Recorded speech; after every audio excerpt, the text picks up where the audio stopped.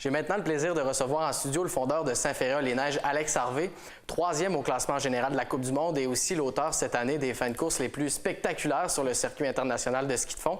Tout d'abord, Alex, c'est un plaisir de te recevoir à l'émission. Comment vas-tu? Ah, je vais très bien. Merci de me recevoir. Ah, c'est un plaisir. Maintenant que tu as pu prendre un petit peu de recul, là, la poussière est retombée. Quel bilan fais-tu de cette dernière saison qui s'est terminée à Québec, là? Ah, ben, c'est très positif, c'est certain. Comme tu as dit, 3e au classement cumulatif de la Coupe du monde. Championnat du monde, ça a super bien été aussi avec un titre aux 50 km. J'ai vraiment atteint tous mes objectifs. J'ai eu beaucoup de constance déjà de la mi-novembre jusqu'à la fin mars. Donc, il n'y a pas eu de creux, pas eu de bad luck au niveau de l'équipement non plus. Donc, vraiment, tout a roulé sur des roulettes cette année. Puis ça nous met en confiance pour l'an prochain. C'est un sport aussi que le développement est plus tardif. Est-ce que tu sens que tout se met en place, là, justement, les différents éléments là, pour faire de toi un des meilleurs de la discipline? Là? Ah oui, c'est certain. Tu sais, je suis rendu à 28 ans, donc toutes les années d'entraînement derrière moi s'accumulent. C'est sûr que ce que j'ai fait l'été avant cet hiver, c'était très important, mais l'été d'avant, puis il y a 3, 4, 5 ans avant, ça fait juste élargir la base de la forme physique, la base de la pyramide. Puis non, c'est ça. Le ski de fond, c'est un sport d'endurance, un peu comme la course à pied, longue distance ou le cyclisme. Puis c'est dans ces sports-là aussi, on voit des athlètes fin vingtaine, début trentaine vraiment exceller. Donc j'arrive dans mes bonnes années. Tu as eu plusieurs belles performances, on a eu la chance de suivre ça. Lesquelles sont les plus significatives à tes yeux? J'imagine qu'il y en a plus qu'une.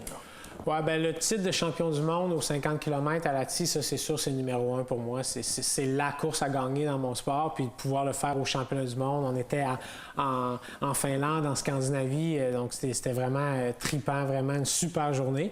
Puis sinon, bien, les courses à Québec, tu sais, les finales, les 3 journées, vendredi, samedi, dimanche, c'était vraiment incroyable. La victoire de vendredi, c'est sûr, c'était bien spécial aussi. Puis la course du dimanche, pour nous, c'était ce qu'il y a de plus le fun. Sérieusement, c'est la plus belle fin de course que j'ai vue, là, avec celle-là aussi à la en Finlande. J'imagine que c'est un autre moment spécial pour toi. Là. Ah, c'est certain. Des fins de course au sprint comme ça, c'est toujours bien excitant.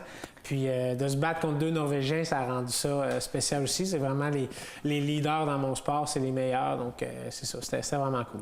Pour suivre un petit peu tes activités, ça a l'air assez intense comme calendrier. As-tu pris le temps pour célébrer puis aussi recharger les batteries là, en vue de ce qui s'en vient là? Ah oui, j'ai passé beaucoup de temps avec ma famille, mes amis, chose que je ne peux pas faire vraiment durant la saison parce qu'on est parti vraiment du début du mois de novembre jusqu'au mois de mars. Donc, on passe le temps des fêtes en Europe, dans des chambres d'hôtel, on se promène à gauche, à droite tout l'hiver.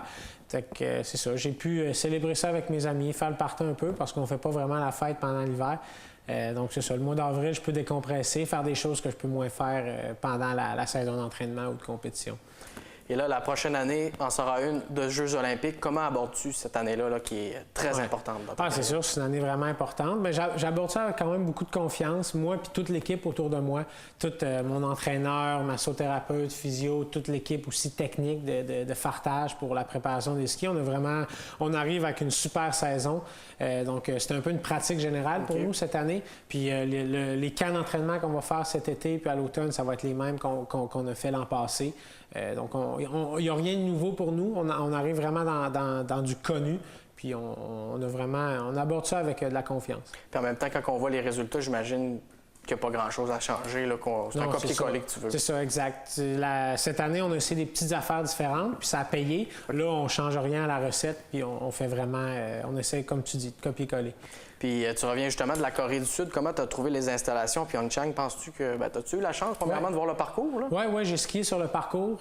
J'ai skié sur toutes les boucles, là, autant du sprint 1 kilomètre que la boucle où on va faire le 50 km. Donc, j'ai vraiment tout testé les pistes. Puis les installations, tout est fini pas mal. La seule chose qui manque, qui sont en train de terminer, c'est un train haute vitesse, l'arrêt de train haute vitesse entre Séoul puis Pyeongchang, mais il est presque terminé. Donc ça, c'est la seule chose qu'on n'a pas pu essayer. On est allé quand même en voiture, mais j'ai même visité l'aréna où le hockey va être. J'ai marché sur la glace où le hockey va être, c'est fait. J'ai vu l'anneau longue piste pour le patinage longue vitesse. Après, j'ai vu la piste de ski alpin, la piste de bobsleigh, stade de biathlon, saut à ski, puis évidemment ski de fond. J'ai passé plusieurs heures là, au stade de ski de fond. Comment tu as trouvé ça là-bas? Ah, bien, c'est cool. C'est vraiment tout à air ouverte. Ça ressemble un peu au Plaine d'Abraham, je dirais, parce que c'est sur un terrain de golf. Donc, tout à air ouverte. C'est pas le parcours le plus difficile, mais c'est pas le plus facile non plus. C'est bien dans la moyenne. Puis c'est un village très compact entre le saut à ski, le biathlon, ski de fond, la piste de bobsleigh, le ski alpin. On est tous dans un carré de 10 minutes. Fait que tout est très, très près. Tout est très compact. Nous, le village où on va rester, c'est le village principal. Ça devrait être une belle ambiance. Je me trompe pas, aux Jeux olympiques, il y a quand même quelque chose comme 6 épreuves. Oui, en ski de fond, il y a 6 épreuves. À l'heure actuelle, est-ce que tu sais si tu vas faire les 6 épreuves ou si c'est une décision que tu prends un petit peu avant là, pour prioriser certaines épreuves et tout? Bien, en ce moment, je m'enligne fort probablement pour faire les 6 parce que le calendrier le permet. Les Jeux, ça dure 14 jours, 14-15 jours. Puis le ski de fond, c'est vraiment étalé du début à la fin. C'est pas comme, tu sais, en bas, ça, ils ont une épreuve, mais c'est comme la première journée des Jeux olympiques. Nous, c'est vraiment étendu tout le long. Donc, il y a moyen de faire les 6 puis de récupérer de course en course. Puis à l'heure actuelle, as-tu des objectifs en tête? J'imagine que oui. Oui, bien c'est sûr. Le 30 km, ça reste mon épreuve préférée. Okay. Puis ça, c'est la première épreuve des Jeux. Mais en même temps, je suis champion du monde sur le 50 km, puis ça, c'est la dernière épreuve des Jeux.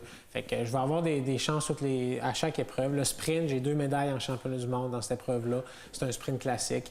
Après ça, le 15 km patin, j'ai quelques victoires à mon actif là-dessus. Fait que c'est sûr qu'il y a plusieurs courses que je target, puis c'est la beauté de mon sport. Pas toutes les œufs sont dans le même panier. J'ai plusieurs chances à différentes journées. Donc, si ça va moins bien une journée, il y a moyen de se racheter plus tard. Puis on l'a vu cette année, tu es bon dans différentes épreuves, que ce soit sur plus long ou même explosif. Tu es capable d'exploser aussi. Ouais, donc, tu es en confiance pour toutes les épreuves. Ouais, je suis en confiance, oui. Puis en terminant, tu es à Québec, sur la côte de Beaupré. Qu'est-ce que ça te fait d'être de retour dans ta région? Là? Ah, bien, ça fait du bien déjà juste d'être à la maison, d'être chez moi dans mon lit, pouvoir cuisiner à la maison en tant que tel. Mais après ça, bien, d'être sur la côte, c'est là où je m'entraîne à tous les jours, c'est là où je connais tout mon monde. Donc, ça fait du bien. Là, je suis chez moi vraiment, réellement. Puis quand on est parti des longues périodes pendant l'hiver, bien, ça fait encore plus du bien de revenir chez soi. Alex, ça nous a fait du bien à nous autres aussi de te recevoir en studio. Merci beaucoup pour l'entrevue. Merci.